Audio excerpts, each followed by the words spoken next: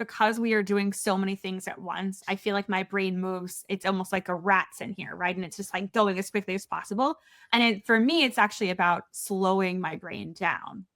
And when somebody is saying something to me and they're coming to me with a problem, sometimes I'll actually just repeat it back to them to give my brain an extra second so I can think a little bit more about it. I also, in some of the instances for this, maybe we don't work out a final solution, but we work out, okay, what's a next step that we can have? That's helpful, I think, too, because then it's maybe not as big of a solution for the moment. But I also just I ask a lot of questions.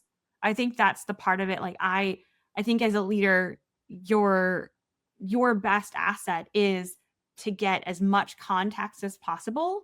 And if there is perspective that you can have or that you can have like with a person on your team, that's something that you should facilitate more of. So usually when somebody's coming to me with a problem, I'm asking like, I don't know, probably like 7 or 8 questions if I had to guess.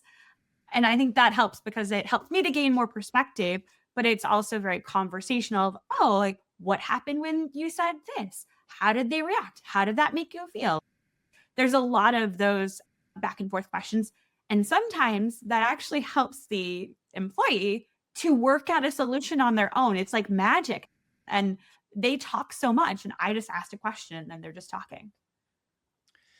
That magic that happens when, the people we're interacting with come to their own solutions, I I find it can be a common occurrence if you create the space for people to pause, to reflect on what they're doing, the situation that they're in, the context, your context, the other people's perspectives and context.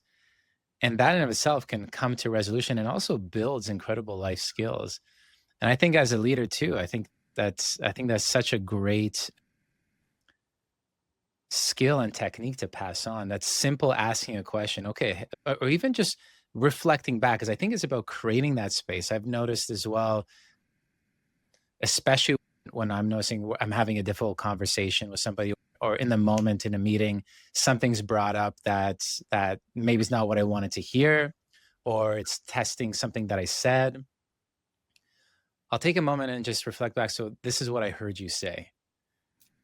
And it just creates a bit of that space, like you said, to pause and to take stock in it.